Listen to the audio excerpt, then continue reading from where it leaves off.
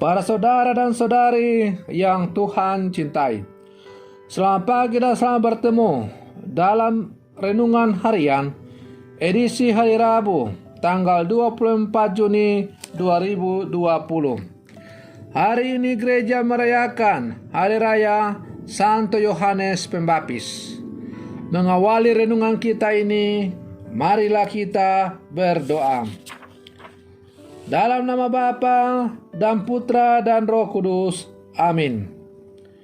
Allah Bapa, umat terpilih, Engkau telah memanggil Santo Yohanes Pembaptis untuk menghimpun umat yang pantas menyambut kedatangan Kristus, Tuhan dan Penyelamat kami. Berikanlah rahmat sukacita sejati kepada para bangsa. Berikanlah pula ketabahan hati kepada mereka yang masih dalam perjalanan, serta arahkanlah mereka kepada keselamatan dan kedamaian sejati, sebagaimana telah diwartakan oleh Santo Yohanes Pembaptis. Allah Bapa yang Maha Kuasa, semoga teladan hidup Santo Yohanes Pembaptis yang selalu mewartakan pertobatan dalam seluruh hidupnya juga menjadi contoh dan panutan bagi kami untuk selalu mewartakan pertobatan dalam seluruh kehidupan kami. Dan bukan hanya mewartakan pertobatan, tetapi kami mulai dengan diri kami melakukan pertobatan setiap hari. Demi Yesus Kristus Putramu, Tuhan dan Pengantara kami, yang bersama Dikau dalam persatuan Roh Kudus, hidup dan berkuasa Allah sepanjang segala masa. Amin. Para saudara dan saudari yang Tuhan cintai, sabda Tuhan yang hendak kita dengar diambil dari Injil Lukas pasal 1 ayat 57 sampai 66 dan ayat yang ke-80. Tuhan sertamu. Inilah Injil Tuhan kita Yesus Kristus menurut Santo Lukas. Pada waktu itu genaplah bulan bagi Elisabet untuk bersalin, dan ia melahirkan seorang anak laki-laki. Ketika para tetangga serta sanak saudaranya mendengar bahwa Tuhan telah menunjukkan rahmat-Nya yang begitu besar kepada Elisabet, bersukacitalah mereka bersama-sama dengan dia. Maka datanglah mereka pada hari yang ke-8 untuk menyunatkan anak itu. Dan mereka hendak menamai dia Zakaria menurut nama bapaknya. Tetapi Elisabet ibunya berkata, "Jangan, ia harus namai Yohanes."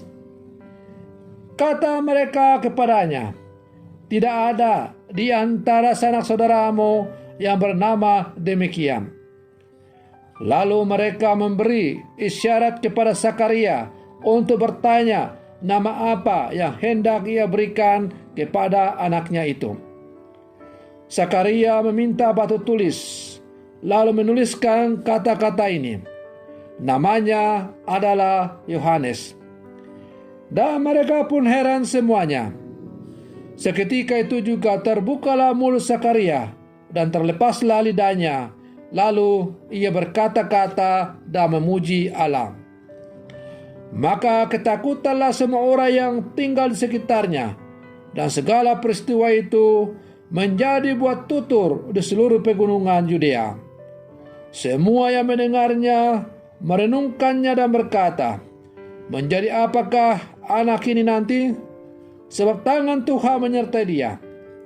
Anak itu bertambah besar dan makin kuat rohnya. Ia kemudian tinggal di padang gurun sampai tiba harinya ia harus menampakkan diri kepada Israel. Demikianlah Injil Tuhan. Para saudara dan saudari yang Tuhan cintai, kelahiran Yohanes Pembaptis bagi kita merupakan terbitnya fajar penebusan bagi umat manusia. Maka kelahirannya dirayakan oleh gereja. Hidupnya memang aneh dan kelahirannya pun istimewa.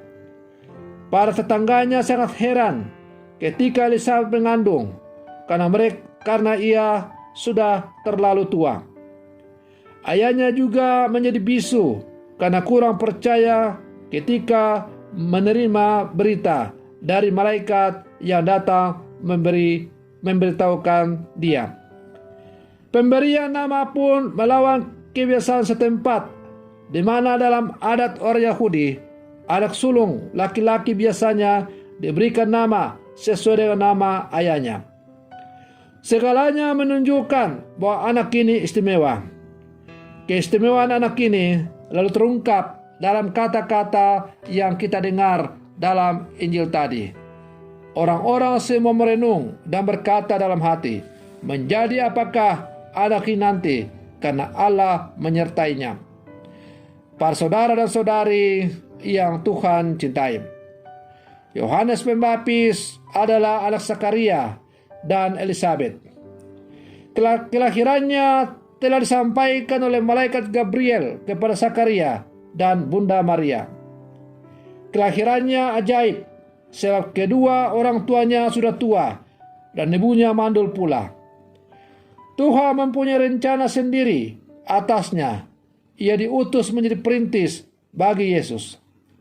Ia mempersiapkan bangsa Israel menerima Yesus sang juru selamat. Yohanes seorang nabi besar. Hal itu dikatakan oleh Yesus sendiri. Di antara mereka yang dilahirkan oleh perempuan, tidak pernah ada orang yang lebih besar daripada Yohanes Pembaptis. Walaupun orang besar, Yohanes bukanlah yang terbesar dalam kerajaan surga. Ia sendiri menunjuk kepada Yesus, katanya, dia harus semakin menjadi besar, tetapi ia sendiri harus semakin menjadi kecil. Prinsip inilah yang harus menjauhi kita juga sebagai anak-anak Allah yang hidup di zaman sekarang. Kita tidak boleh sombong dengan karya-karya yang kita lakukan, walaupun itu kita telah berbuat banyak dalam hidup ini. Karena apa yang kita lakukan itu hanyalah semata-mata oleh karena kemurahan Tuhan saja. Elisabet dan Zakaria menamai anak mereka dengan sebutan Yohanes, yang artinya anak atau anugerah dari Allah. Nama itu sesungguhnya sesuatu yang asing bagi keluarga mereka. Namun Elisabet dan Zakaria tetap pada keyakinan semula. Proses pemberian nama ini dapat kita pandang sebagai ungkapan keyakinan iman, harapan, dan kasih dari orang tua kepada Allah kepada sang anak yang telah dianugerahkan.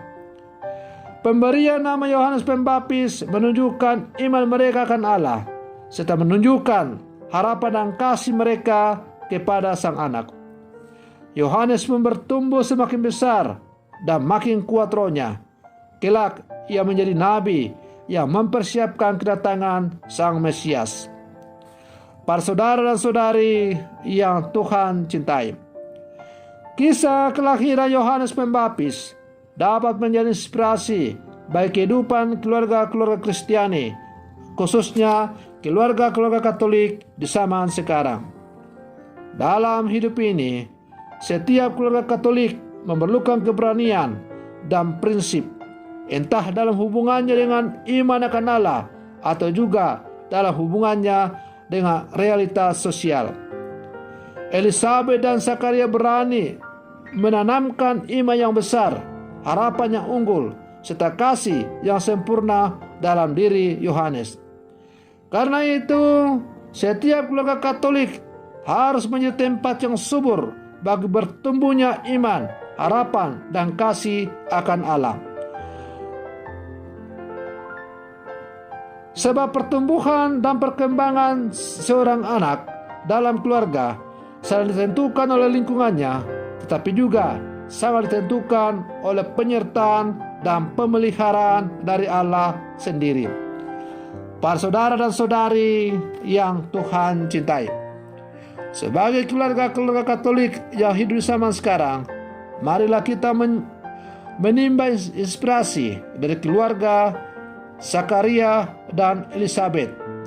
Semoga contoh teladan keluarga Elizabeth dan Zakaria yang melahirkan putranya pada usia yang sangat senja menjadi inspirasi juga bagi kita, bahwa bagi Allah tidak ada yang mustahil. Bagi orang yang sungguh-sungguh percaya akan kasih dan penyelenggaraan Allah, maka kepada dia janji Allah itu tidak akan pernah diingkari. Semoga permenungan saya ini semakin menghantar keluarga-keluarga Katolik yang hidup di zaman sekarang untuk semakin menanamkan iman yang sungguh kepada Allah melalui pendidikan anak-anak dan keluarga, sehingga anak-anak itu semakin bertumbuh dalam iman, harapan, dan kasih akan Allah dan sesama. Semoga demikian. Selamat pagi. Tuhan Yesus memberkati.